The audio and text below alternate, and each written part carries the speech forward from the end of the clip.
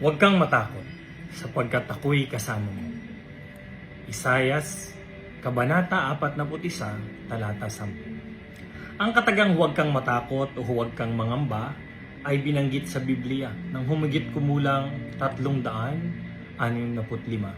Parang paalala ng Diyos para sa bawat araw ng ating buhay na anuman ang kakaharapin natin ngayon ay kasama niya tayong lahat.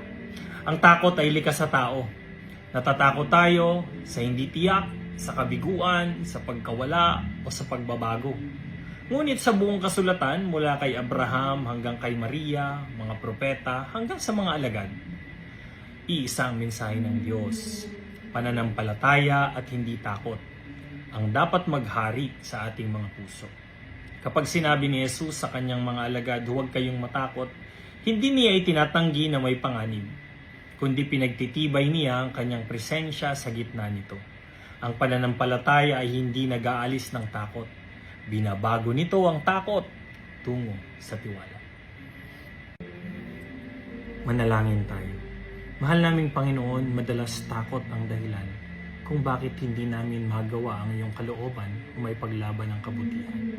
Nawa ay manahan ka sa aming mga puso at papanatilihin mo ang tapang upang sa aming kapwa ay lubos ka naming mapaglingkuran. Hinihiling namin ito sa ngalan ni Jesus na aming Panginoon. Amen.